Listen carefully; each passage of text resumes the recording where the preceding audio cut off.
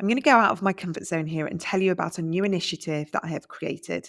Because I really believe in the integrity of this podcast and I want to keep it as authentic as possible and remain being able to offer you the most honest, open conversations I can. I also want to offer you lots of advice, tools, and techniques to help you move forward while you're navigating this new chapter with ADHD. And as you can probably tell, this podcast takes up quite a lot of my time, my brain, my resources, and of course, money. It takes a lot to produce the podcast. I get it edited and to get it out for you every single week. And I'm not a huge fan of advertising and sponsoring in the podcast. Obviously, I do it. And whenever I do, I always use sponsors that I really believe in that have been curated by me and to make sure they are always connected with well-being and ADHD. And if I've used it as a product, I want to tell you about it. However, it is quite difficult to sustain this because I have to actively go out and find these sponsors myself, which also takes time. So I've come up with an idea and I will just put it out there and see what you guys think. I've created a gratitude link. So if you head to the show notes of this podcast and you can donate whatever you feel is right towards the production and the continuation of this podcast, because I really want to keep bringing it to you every single week. And I know from the many messages I get every single week how helpful it is and what a great resource it's been for you while you go on this diagnosis journey and start understanding and learning about yourself. And as much as it helps you, I know this podcast has helped me more because I get to speak to the most incredible guests. But it does take time out of my working day, as well as my kids and speaking to clients. And I want to make sure it's really high quality. It's great audio and it's a pleasurable experience for you. So if you appreciate the podcast, you feel like it helps you a lot, and you appreciate everything it's done for you, and you'd like it to continue, I would absolutely love it if you donated whatever feels right to you. And I will put the gratitude link in the show notes, and it's there if you want it. And if not, here's this week's episode, and I really hope you enjoy it. Take care. Welcome to the ADHD Women's Wellbeing Podcast.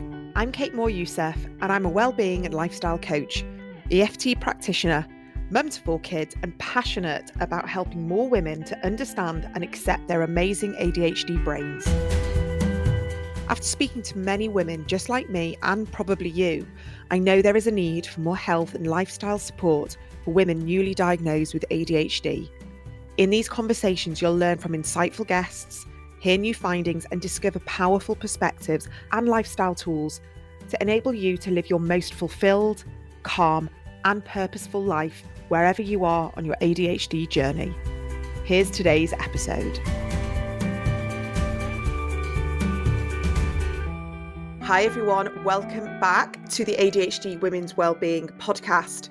And today we are talking about Ayurvedic diet, lifestyle, everything about Ayurveda. And I'm so happy to have Lauren Curry here. She is an Ayurveda practitioner, Iyengar yoga teacher, and passionate about helping and empowering people with their health through natural holistic solutions. And she helps people manage their health through Ayurveda. So she's offering natural and holistic solutions and support for chronic and long-term conditions. And I met Lauren because I am fascinated by Ayurveda, and I wanted to see how I could holistically manage some of my ADHD traits and symptoms. And so I thought, I'm going to invite you onto the podcast and we can talk more about Ayurveda and how we can implement more Ayurvedic practices into our life. So welcome to the podcast, Lauren. Thank you, Kate. I'm really happy to be here. Thank you.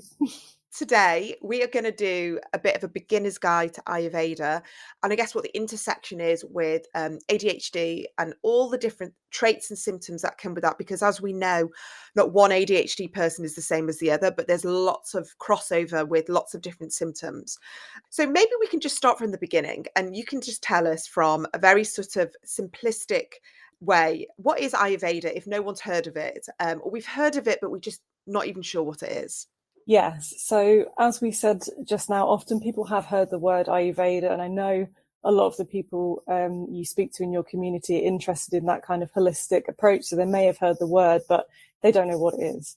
So Ayurveda, first of all, it's good to know actually that Ayurveda is a very, very old system of healing. So the knowledge has been with us for thousands of years, actually.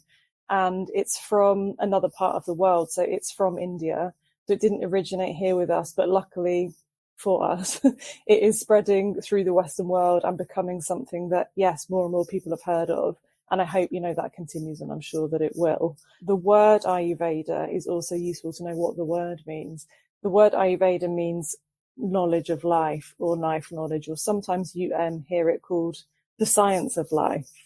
So really, this information that we're getting in Ayurveda, this 1,000-year-old information, is information on how to live well, life knowledge. It sounds pretty amazing, and it is amazing. Like in the Ayurvedic text, what's written in there is amazing. And, it's all relevant today, which is why it's kind of survived. The core principle in Ayurveda really is the elements. That's a core thing in Ayurveda. And what Ayurveda is essentially saying is the elements that are outside around us in nature, so earth, air, water, fire, space, we can also recognize them in ourselves because they are in us.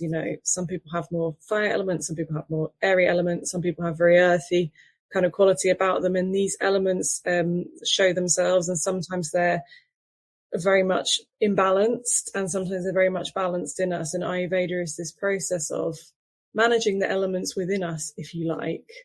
And Ayurveda categorizes these elements via something called doshas. And the doshas are, well, I'll explain what they are: Vata, Pitta, and Kapha.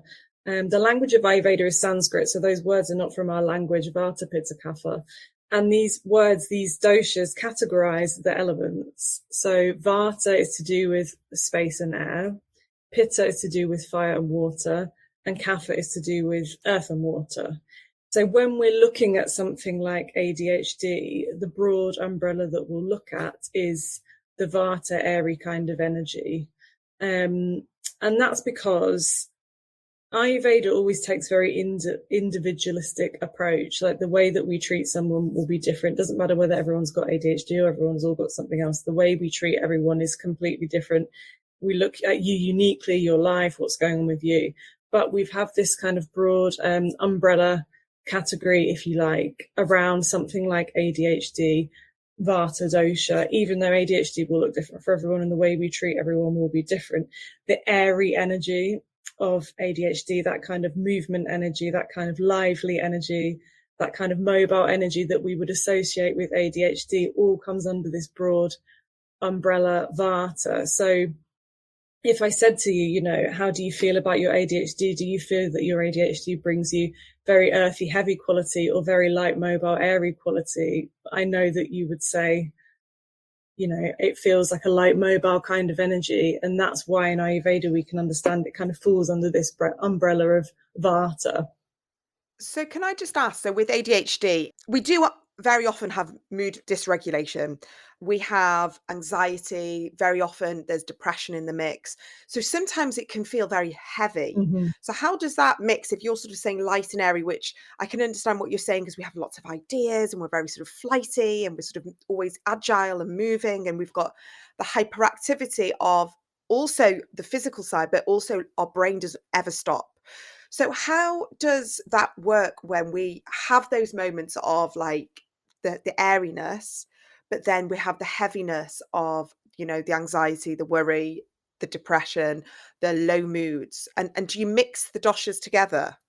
Yeah, so again, it will look different for everyone. So with everyone's different symptoms, you may be focusing on different things, but broadly speaking, with that, when we have lots of Vata Dosha and air moving around in our system, of course, we're getting this flightiness, as you describe, at some points, but other times we're also getting this crashing and this perhaps heaviness and this exhaustion. And that's because the air energy, what we'll go on to talk about is how to balance this air energy.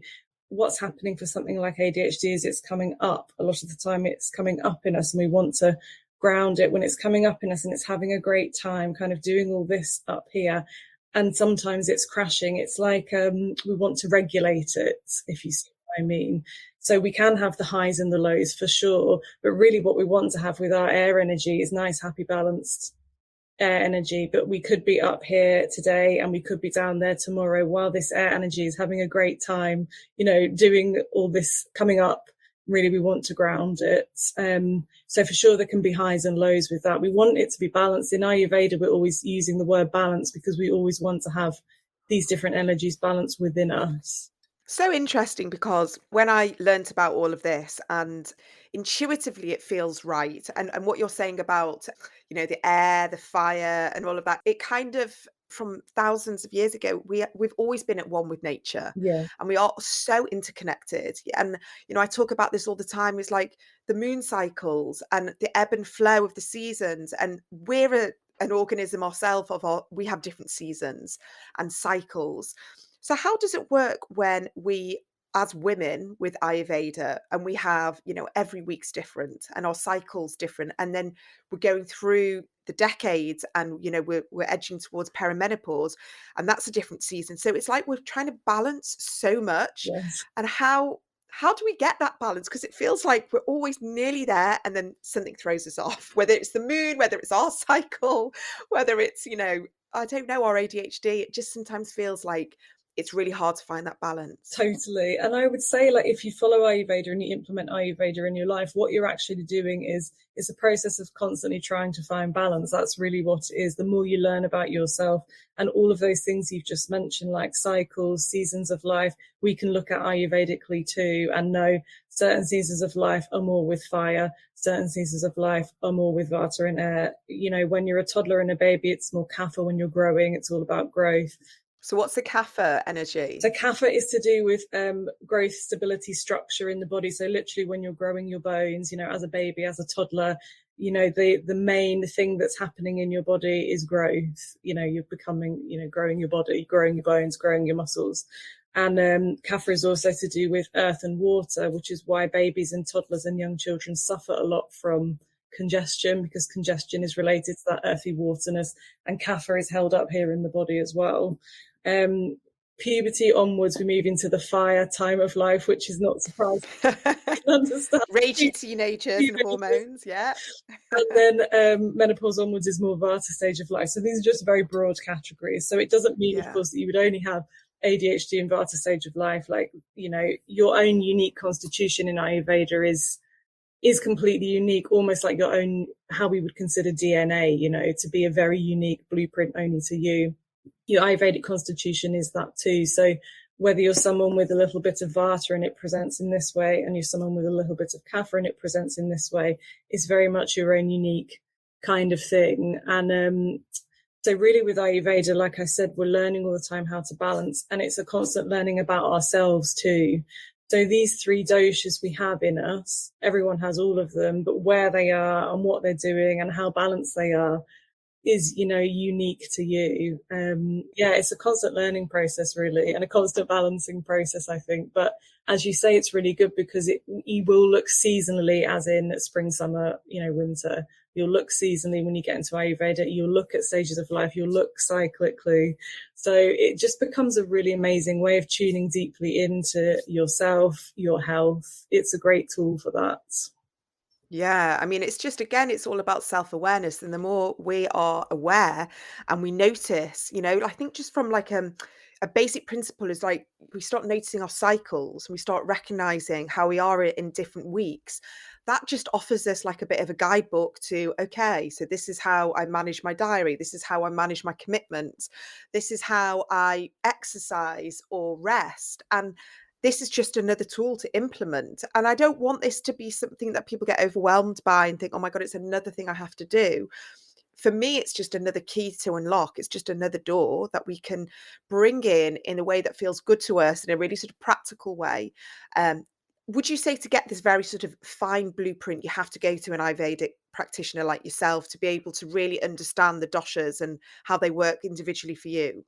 Not necessarily. I would say it helps. It might fast forward the process a little bit. Equally, you can read, there are amazing books out there. There is so much online, even on Instagram. There are really authentic doctors with generational wisdom and Ayurveda every day who post, amazing information every day. So I would say you could start to get a sense of things by reading, but I would say it's the kind of thing, just keep going with it.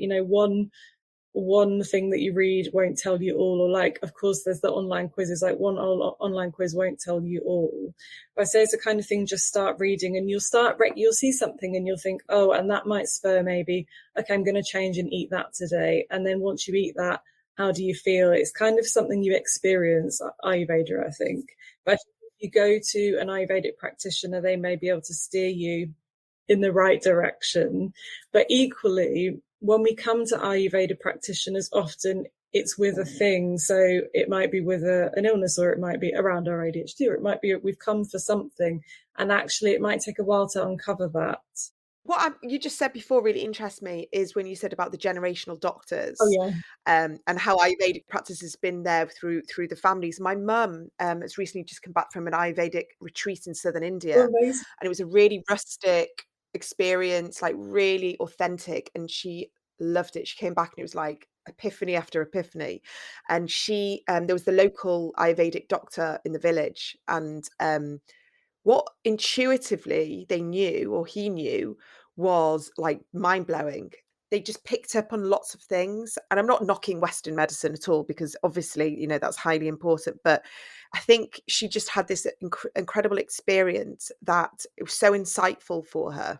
And I'm just wondering, when you say sort of generational, is it in India specifically where it is just in your family and it's just part of how you live your life? Yeah, I mean, I think if anyone here is listening who's either Indian or grew up in India, or, has attachment, or something's happening in their culture and their family, they will perhaps have grown up with things that are extremely Ayurvedic, either around food or how you eat, when you eat, what you do around eating, like these kind of practices that are inbuilt, in India for sure, are very Ayurvedic. And I've studied with my course group has been super interesting, because we've had like many people from different countries and from India, and people like me from England. And it's just really interesting, actually, because for sure, some of the stuff that I've had to learn as someone who grew up in the south of England was there in builds, in everything some of the people from India do every day.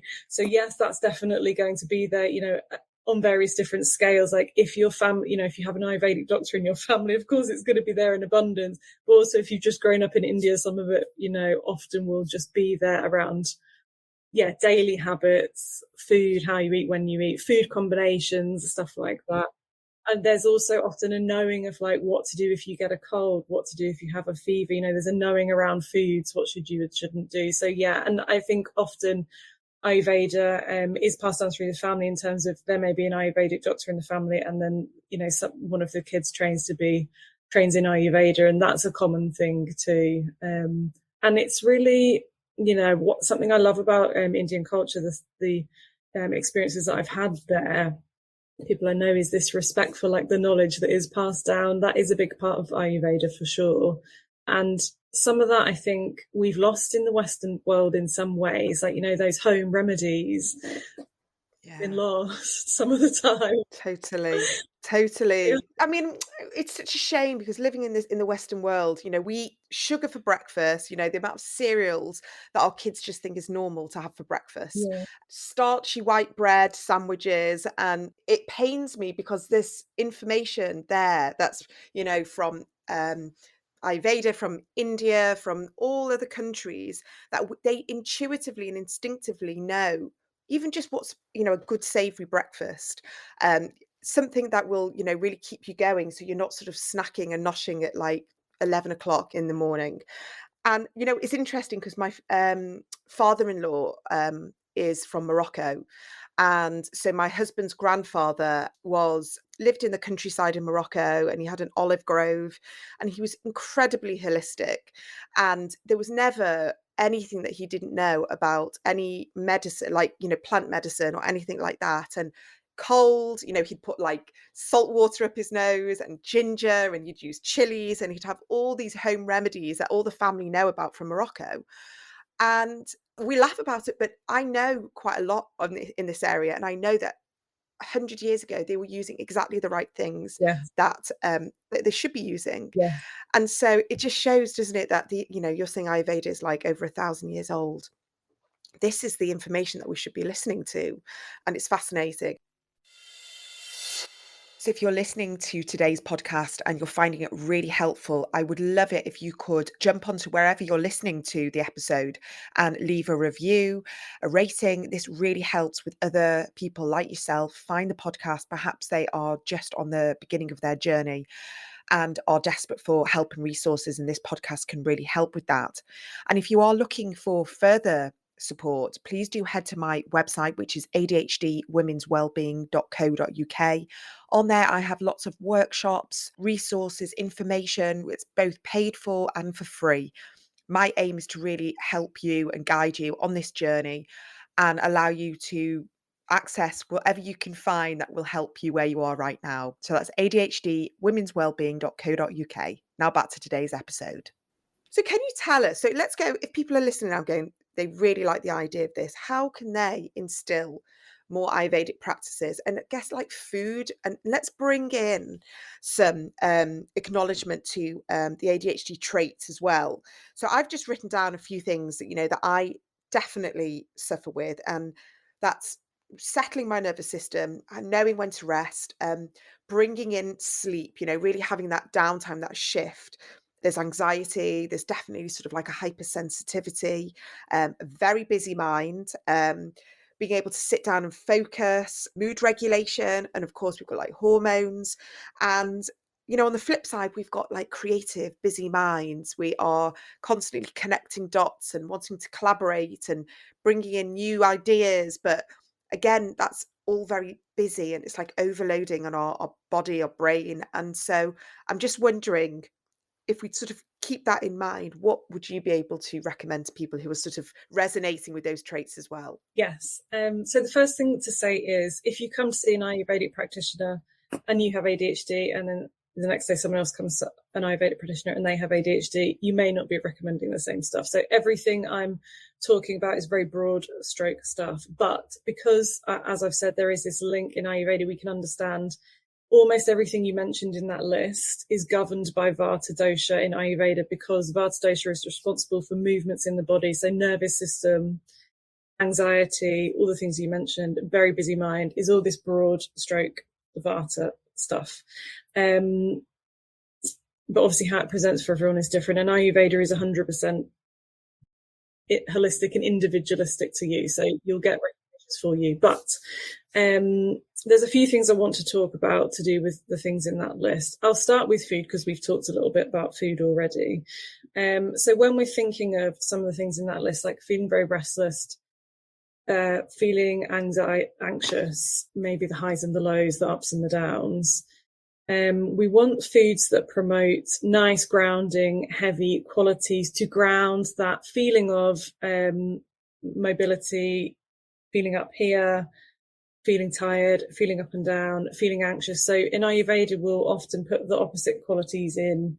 So equally, if we were feeling super slow, low and heavy, like we can't get out of bed, we'd be putting some of these more airy qualities in.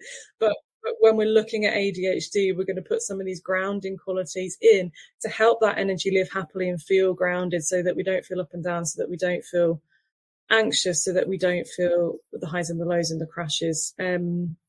So we can look at foods in this way. And this is like something I really hope people can take away from this conversation, how you can look at what you're eating. So in our life, normally we know, okay, broccoli has got nutrition and that's a great thing to eat. It's better than a chocolate bar, right? We understand this kind of nutritional stuff. We understand about sugar and carbs and fats, but Ayurveda looks at the qualities of the food in a different way. So if we look at a raw salad and a bowl of soup, the qualities Ayurveda is going to say to us are: the raw salad is light and airy, and the soup is watery and heavy. So straight away, if someone's talking in the realm of the things you mentioned on that list and in the realm of ADHD, if we eat lots of salad, we're putting more lightness in. There's more light stuff going in, more salad going in, more lightness going in. So actually the lightness and the airiness and the mobility and the anxiety of this ADHD is just coming up here. But if we eat a soup, the heaviness and the wateriness is acting against that airiness. So it's like we're doing earth and water with the soup. So we want these heavy grounding foods in our diet for sure. So soups, stews, dals, and I know this is something we talked about when we spoke before, warming foods with warming spices, as opposed to salad, which is raw, light, bit hard to digest. So if we can look at our diet, and we may say, I have a really healthy diet, and I'm sure many people do who are listening, you know, they've paid attention to it, because I know your community is very holistic minded. But we might look at our diet and say, oh, actually, There's salad every day. There's rice cakes. So if you imagine a rice cake, it's like one of the lightest things you could hold on your hand, super light. There's, say, maybe crisps and crackers, rice cakes, salads, maybe nuts and seeds. And if we look across a day, every single thing we've eaten is light.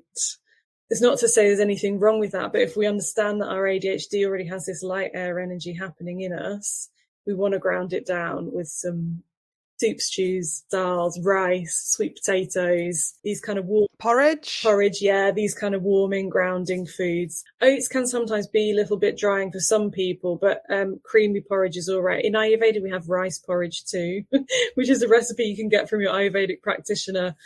Creamy kind of rice porridge, creamy things for sure.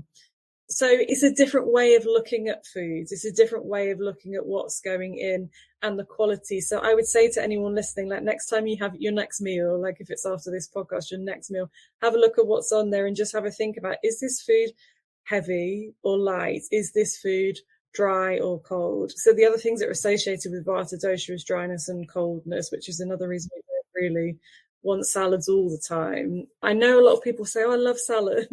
So I would just say to them, fine, that's great. I would just say to them, go in for cooked. So for example, if you're having a green salad, can you cook your leaves in oil, like a healthy fat? You know, can you cook your spinach in olive oil? Can you roast some peppers? So we can start to make this salad like warmer, heavier.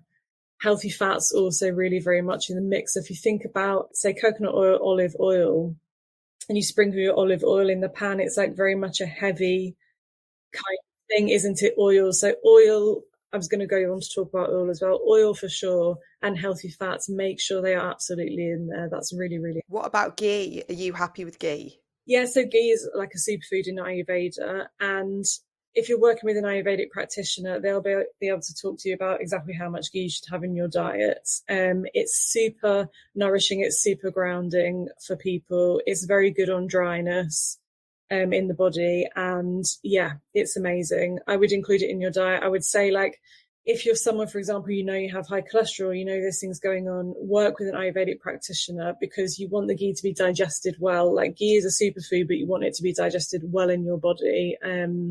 Ghee and dairy for sure are good. Yeah, because I remember you said to me about is it the grass-fed butter Yeah, as well? that's right. Yeah. So ideally, I mean, as we said, Ayurveda is a very old subject. So Ayurveda talks about dairy and ghee, and really they're talking about it coming straight from the cows, very fresh thing in those times. You know, the cow that might have lived happily with the family, or the small farm where there was a few happy cows. And what we have to recognize is obviously the way we receive mostly our dairy now is very different. So looking for the grass fed is important because it means the cows are happier. It means that there's more nutrition, you know, through that process. Organic grass fed I would always go for. Unfortunately, just because of the times we're living in, you know, the stuff we get off the supermarket shelf probably isn't grass fed.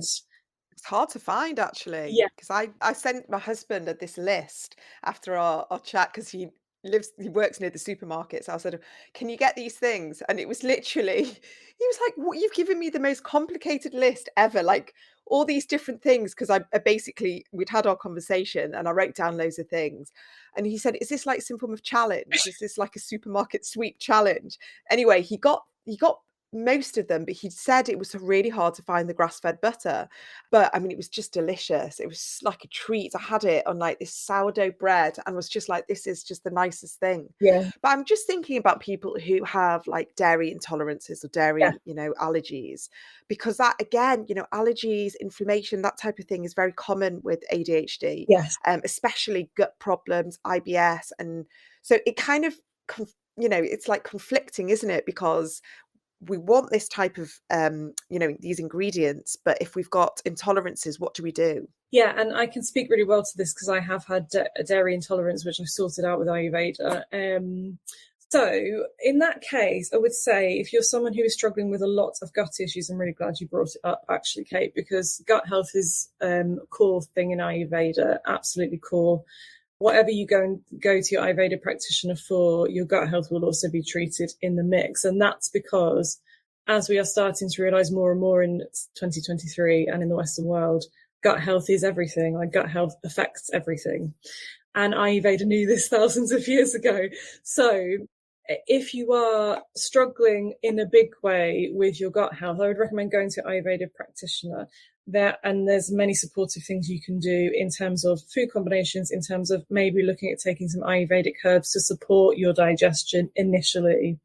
And that, of course, has a knock-on effect with how you feel on a day-to-day basis. So that's something I would definitely recommend.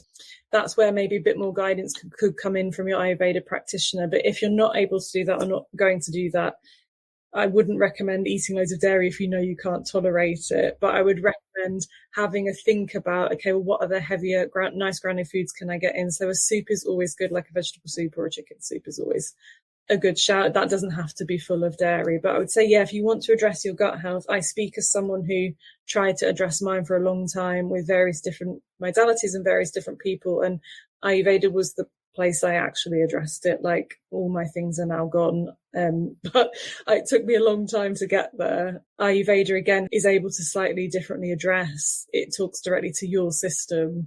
You know, I took all the probiotics, and I don't have anything against any of it, but I went through different phases with mine, and the thing that actually worked was Ayurveda. So I'd recommend it for any gut problems and the knock-on effect that they're having.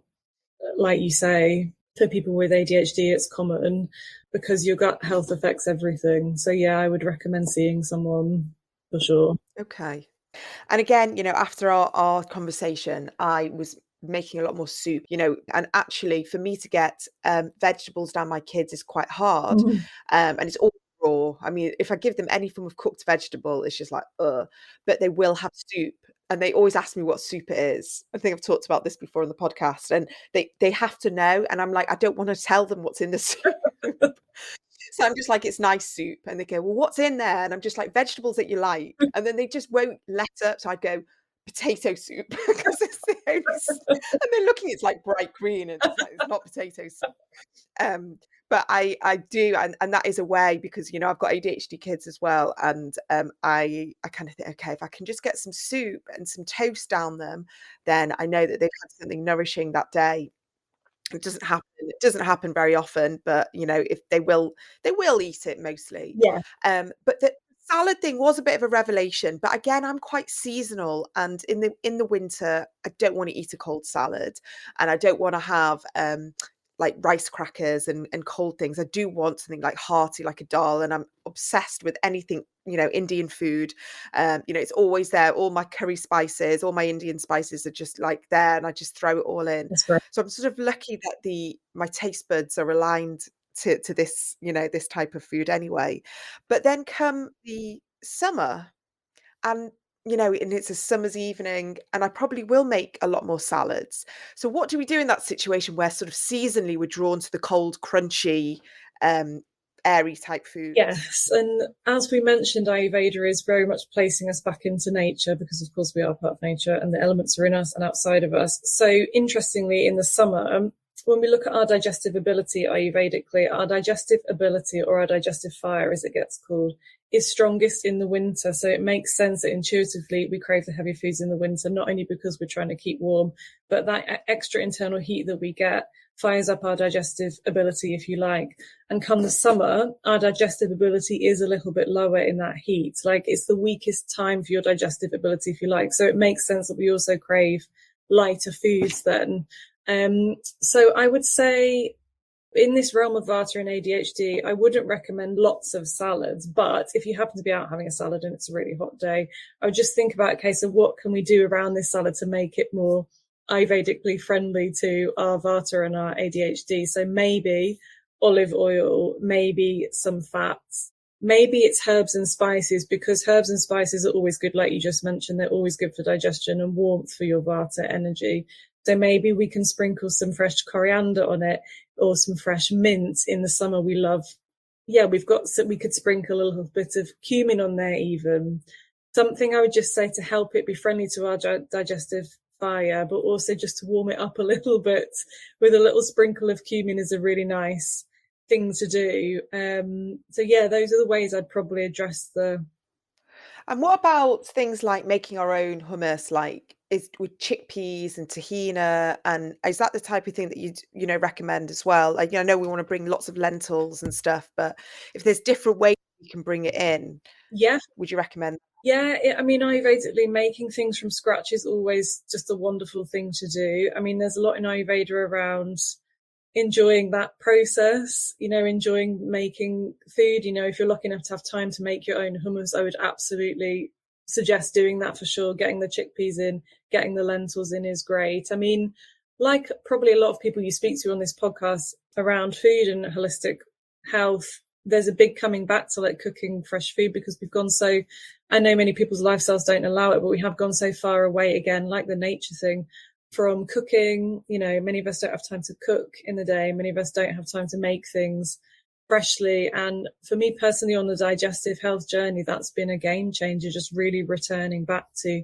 making things from scratch, enjoying the process of cooking, enjoying eating fresh food. There is so much to be said for that. And I also would say around Vata, I know many people's lives will present many challenges in this way, but if you are able to find time to cook, sit down and eat, that is a grounding process in itself. Many of us are eating on the go, and yeah, that for sure can be a big deal. If you can sit down and eat your lunch, sit down and eat your evening meal in a calm, environment, or with a family member or a friend. This is something that, again, we've lost a bit in our culture sometimes, that is very much retained maybe in some Indian cultures still, is a big part of things. But actually we're here like eating our baguette in the street or whatever it is, rushing down the road, eating our banana on the go in the morning. And these are the things for me, for sure, that I've come back to Ayurvedically that may have made a big difference. Yeah. Yeah, I mean, it's such common sense, isn't it? I mean, at the end of the day, it's like, what's going to be more pleasurable, sitting down and eating slowly and mindfully with intention with a family member, creating, having a conversation and just slowing down, or like you say, rushing around on the go, buying shop bought food. I mean, it's just, we don't need, an expert to tell us this. We know, but it's being intentional about making those choices of like, okay, I suffer with anxiety. I find it hard to settle. It's like, okay, what can I do? What intentional lifestyle choices now can I stop bringing in?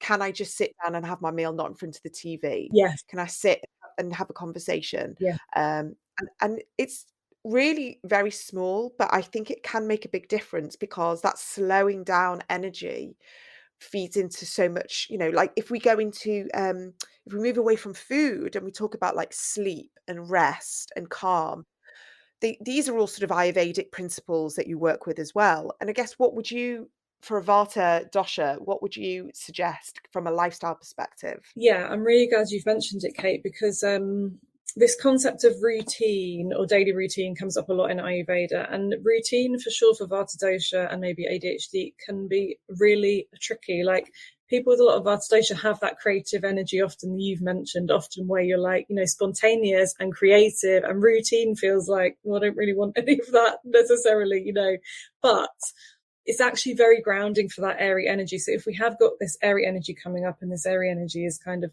doing all this different stuff in us, it's like a little protective layer around it sometimes. If we can have even one thing in our day that's routine, help just keep this airiness contained.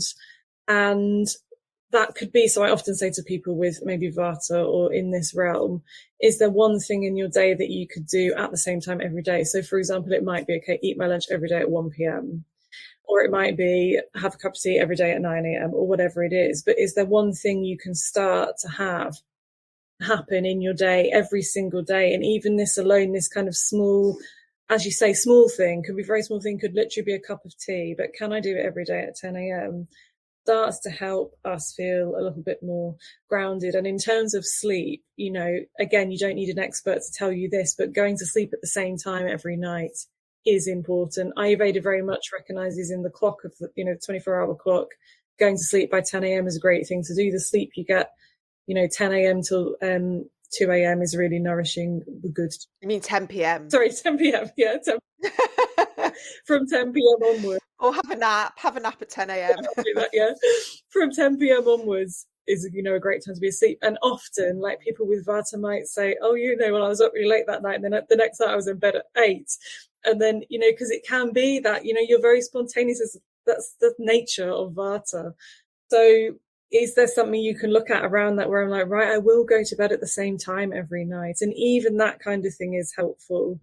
And I'm glad you mentioned rest too, because something I think is very interesting is often you will get people say, oh, right, well, let's all do meditation, or let's all sit still and lay down, and like, everything will be fine. But I'm well aware that if there's a lot of Vata Dosha going on, sitting down and just meditating can be a very hard thing to do for some people, because there's a lot going on. Your mind is very busy, or maybe there's anxiety, or maybe you're exhausted. So I think, I practice yoga, but I would shout out yoga here to people in terms of doing something with your body that affects your mind. Like, that's what yoga is for. It's doing something with your body to affect your mind. So I would say, if you're someone who thinks, I'd really like to rest more, I would really like to feel less tired, the yoga is a good way to get to that meditative state of mind, if you like. What's the yoga that you practice? What is Iyengar yoga? Iyengar is the guy one of the guys credited who brought yoga out from India in the 60s, 70s to the Western world. He spent lots of time here teaching lots of Westerners. And so really it's a method around him. It's known for alignment. It's applied very therapeutically. So like, you could get people go to Iyengar yoga with ADHD and there'll be a specialized program for them, or you could go for something else and be a specialized program for them. So it's quite Ayurvedic in some ways in terms of being able to apply directly to you. It's very, very much own individual practice rather than just one sequence for all. It's very much like practicing in a way that suits you. And even, over the months, like, there's different practice to do for menstruation, all sorts of stuff like that. Yeah, so I would really recommend it in terms of, you might be someone who meditates fine, and that's amazing. But if you're someone that struggles to sit, let alone do the meditation, and you're thinking, you want to feel more rested, I would recommend yoga in that sense, because you concentrate on your body and then your mind hasn't had a chance to think about Totally. all Yeah. stuff. Oh my God, that is exactly why I love yoga. I mean, I love the stretching. I love the feeling that it gives me to stretch out my body and move my body. But the only time I can really lie there and meditate properly is the shavasana afterwards, because it's just done something, all the movement and everything has just enabled me to quieten my mind. So when I get to that point of lying down on the mat at the end, it's like, actually, all I want to do is just kind of zone out and not think about things. It's so powerful for people with ADHD, and it doesn't have to be this kind of crazy physical, yoga practice where, you're in a hot room sweating. I mean, if that's your bag, great. But for me, restorative yoga, where it's like slow, intentional, lots of stretching, lots of breathing, is just the best thing for my mind.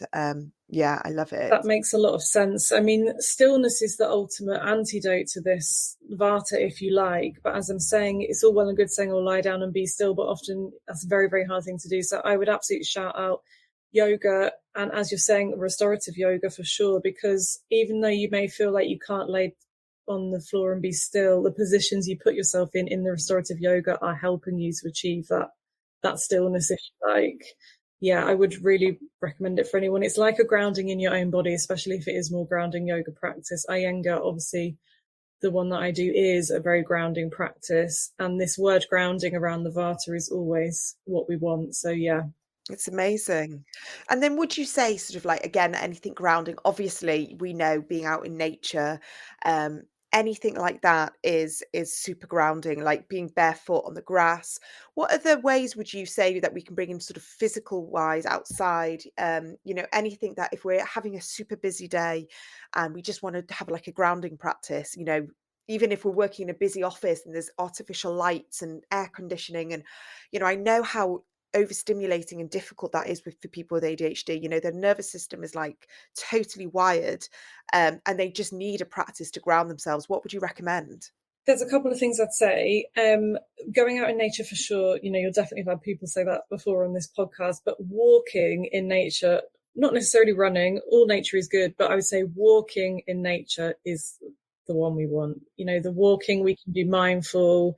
We're not firing anything else up when we walk. We're just walking and being, and nature does it for you, for sure. You know, just getting outside away from the artificial light. But secondly, I really wanted to talk about oil massage. I really wanted to mention it on this podcast. As we said before, oil is grounding. In our diet, we want to make sure we've got the healthy fats, which tend to have oily consistency. So that we've said. But for sure, we want to be oiling ourselves inside and out Ayurvedically for Vata Dosha. So we've got it in the diet, but there's a practice in Ayurveda called Abhyanga, which is oils massage, self-oil massage, or you can go and get an oil massage. And your mum will have had that done in India, I'm sure. When She did. She loved it. And it's very healing. But here's what we should know about it, which is really a nice thing. The word for oil, the Sanskrit word for oil, so the language of Ayurveda is not English, it's Sanskrit, is sneha, which means love. So it means oil, but it also means love. So this self-massage is very much seen as like a self-love kind of practice. Massaging warm oil into your skin, into your limbs is very much seen as something, you know, to be attuned to you for a few moments. You know, like you were just saying, what can someone do to take 10 minutes out of their day? I would recommend doing oils massage on your limbs, on your chest. If you're feeling anxious, on your chest, the warm oil on your chest can be amazing. On your feet, it's super grounding. Ayurveda really recognizes something that we know, that the skin is an organ.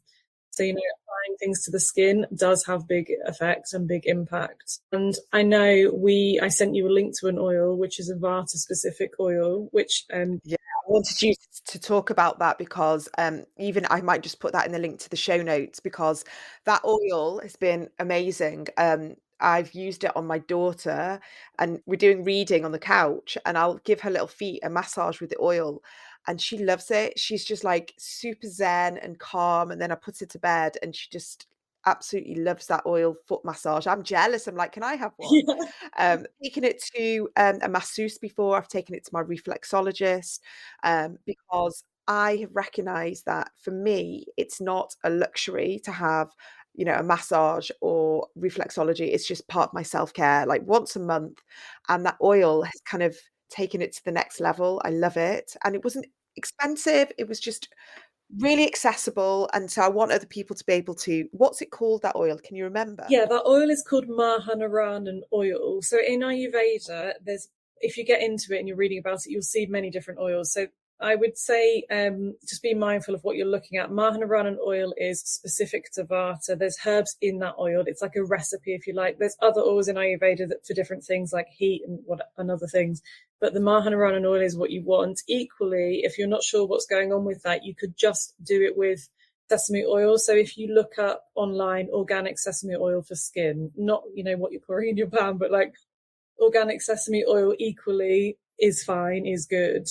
To massage on. The only time I would say to seek out advice is if you have a skin condition going on, like sesame oil, you know, you might need something else. But if there's no skin conditions going on, sesame oil is fine for everyone. I presume not a nut allergy, though. Well, not an allergy, no. Yeah. No, not if you're allergic to it. Yeah.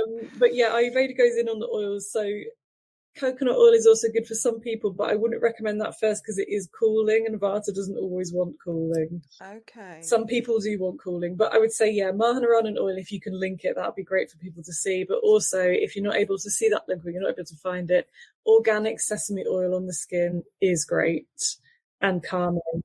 And especially if you're going through a period where anxiety is very much like front and center, it's a very good practice to do. You can just do 10 minutes a day into your limbs, into your chest. You can do it on a daily basis. Yeah, I mean, I'm just thinking like, you know, if you've even had we got that oil and you put it in a small little bottle and you had it on your desk, and you can just give yourself like a hand massage for 5 minutes, literally just massage, you know, your hands. Yeah. Can you use it for like a Indian head scalp massage? Could you put that? Yeah. Yeah, you could. So again, like everything in Ayurveda, there's things you want to be wary of. If you are suffering from like cold or congestion, which is more in this kapha in Ayurveda, I wouldn't be doing oil in the head because it can contribute to the congestion. It's a bit too much, but otherwise, yeah, you can do that. Maybe seek advice out from a practitioner if you want to do oil on the head, or go to someone. You know, I go to someone where I live in Manchester who does that authentic. You know, she's from Kerala in India. She does all the authentic treatments. You can find them here. You know, few and far between. I would look into if you're trying to look for someone to go to, look into like really how they've learned and where they've learned to see how authentic it is. But yeah, you can find practitioners like that. Luckily for us, we can seek them out here, a few of Yeah. them around. Oh, it's absolutely fascinating and I love it. And I just think even this small snippet that you've been able to offer to everybody. Just very quickly, before we finish, you mentioned the cooling of the coconut oil. And I'm just thinking women who are going through perimenopausal symptoms, especially at night, that the hot sweat, would you then bring in maybe something like coconut oil before bed to cool and calm? Yeah, I mean, there's lots of things you could do for those hot sweats actually. But yeah, coconut oil in the skin is going to be cooling. So this is why earlier when I said about, understanding foods with whether they're hot, cooling, dry, cold, whatever they do is helpful, because you can then apply it to anything. So you can apply it to these oils, you can apply it to the way your days are. So coconut oil will be cooling. So we just need to make sure we are actually someone who needs that cooling down. If we're having hot sweats, yes, for sure, it might help. And there's other things dietary wise that would be extremely powerful for hot sweats. Coriander seeds are super cooling. So there's like a drink you can make with So I'd say, like, if that's something you want to tackle, and I know that can be really on a daily basis, losing that sleep, being up at night can be, a big thing. I would say seek out advice from an Ayurvedic practitioner. There's lots you can do to help that. Amazing. Okay. So if anybody wanted to speak to you and they're having like an individual consultation, do you work online? Yeah, I work online, so I can see you, yep, from wherever you are. We'll do like an hour-long chat usually to deep dive into what's going on, how your days are, how your life is. It's very supportive kind of environment. And then we work together on a plan, and that's around diet things, like realistic things, maybe some Ayurvedic herbs if needed that you take on a daily basis. Just having a really holistic look at how Ayurveda can realistically slot into your life and help you with whatever you've got going on. Fantastic. And what's your website, Lauren? It's my site's actually yogaclassesmanchester.com, but my email address is on there. Okay. My Instagram is lauren.theholisticway. So all my details are on there as well. That's where I hang out mostly, on Instagram. Fantastic. Well, I'll make sure all the links are in the show notes, and anyone, that wants to ask you any questions or have a consultation, they can get in touch. I really appreciate all this help. I think it's amazing and so empowering. So thank you so much. Oh, thanks for having me, Kate.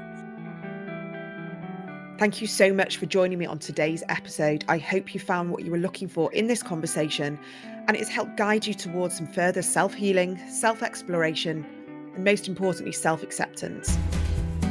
And if you have enjoyed this conversation and would like to experience more of my work, such as access to exclusive live workshops and opportunities for group coaching sessions, connecting with other like-minded women, and a general feeling of belonging, please come and check out my monthly membership, the ADHD Women's Wellbeing Collective. I've made it as affordable as possible, and I offer you lots of resources and opportunities for connection and support from other women all around the world being diagnosed with ADHD later on in life. I'd absolutely love to see you there. All the details are in this episode's show notes or on my website, adhdwomenswellbeing.co.uk. See you in the next episode.